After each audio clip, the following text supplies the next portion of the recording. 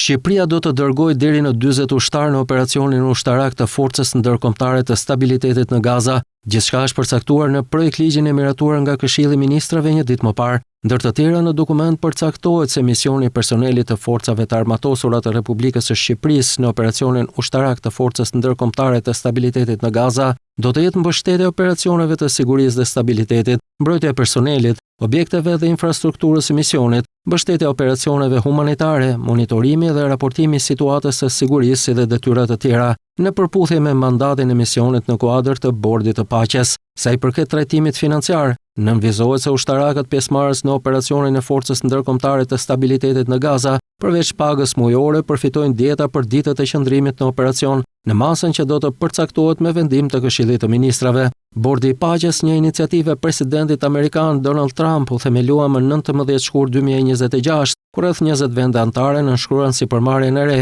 dhe njoftuan më shumë se 6.5 miliard dollar premtime financiare. Investimi fillestar për afërsisht 1.25 miliard dollarësh do të shkojë për heqjen e municioneve, strehim të përkohshëm, siguri, furnizime mjekësore dhe nevoja të tjera.